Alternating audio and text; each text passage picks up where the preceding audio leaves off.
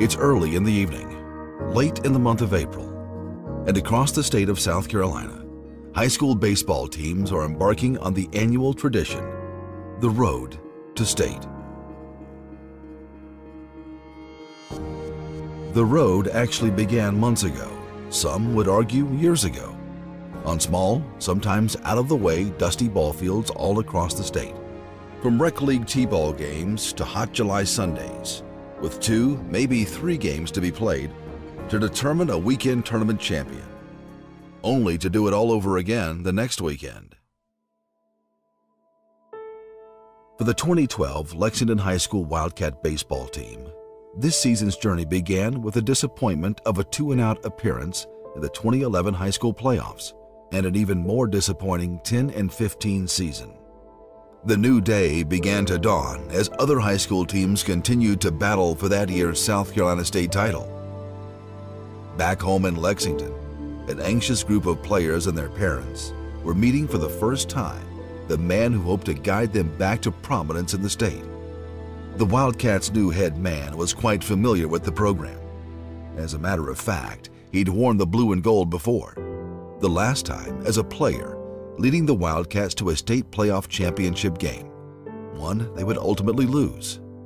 Coach Brian Hucks was eager to get the Wildcats back to where he'd left them, and this time to bring the trophy home.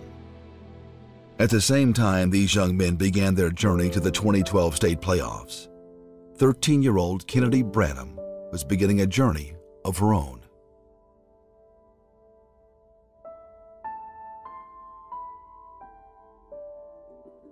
In early February, after an off-season of daily work, both on the diamond and in the weight room, the Wildcat baseball team eagerly awaited the start of the new season.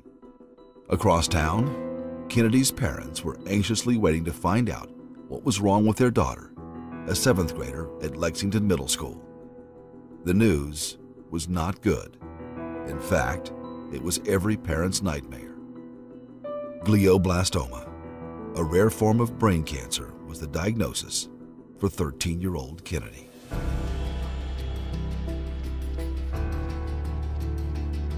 As the Wildcats took the field to start the 2012 campaign and began their fight toward a playoff berth, Kennedy and her parents began a fight of their own.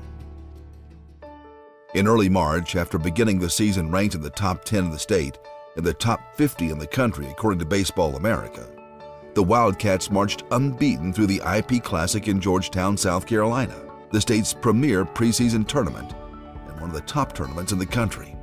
In the process, the squad knocked off 3 of the state's top 10 teams in convincing fashion. Back home, Kennedy and her family were just beginning to discover what their near future would hold. A future full of chemotherapy and surgery. A future full of sleepless nights, but one also full of hope and filled with prayer from every corner of the Lexington community. All across town, bumper stickers, car magnets, and roadside signs all carried the same message: pray for Kennedy. As spring wore on, the Wildcats continued to make impressive progress on the road to state. By early April, with weeks left in the regular season, they'd already wrapped up the region title. A few weeks later, the team rolled through the South Carolina Diamond Invitational, winning every game en route to taking their 2nd tournament title of the season. By the 3rd week of April, the Wildcats wrapped up their regular season with an undefeated 10-0 mark in region play, a 22-2 overall record, and ranked number 1 4A team in the state. Perfect Game ranked the Wildcats number 2 in the Mid-Atlantic and number 25 in the country.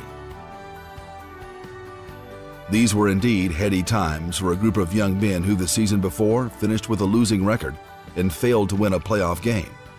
But they were all about to learn a new lesson in life.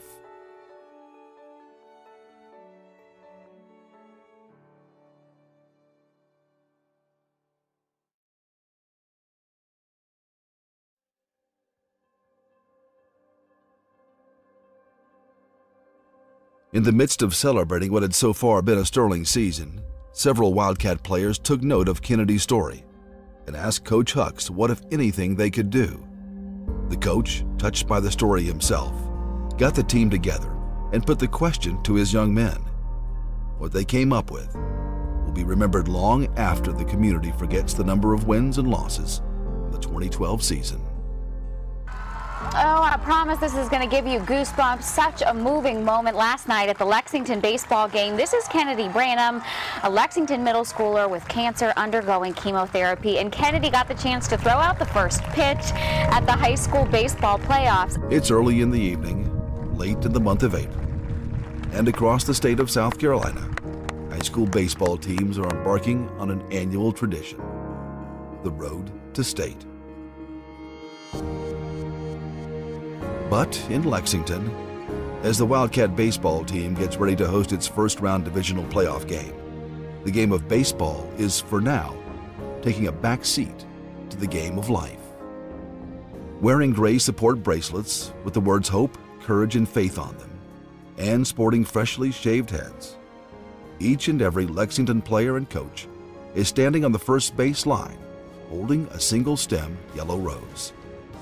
Each has made the commitment to dedicate the rest of the season to a very special young lady. All of them, for this moment, are not focused on the upcoming baseball game, but rather the baseball in the hand of Kennedy.wmv as she gets set to throw out the first pitch in front of a packed Wildcat field crowd. Kennedy winds and fires.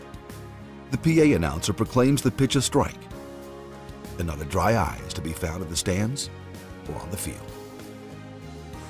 There's a saying you can find on the t-shirts of grade school players all across the country. Baseball is life. These 23 young high school baseball players have lived that saying, most since they were 5 years old.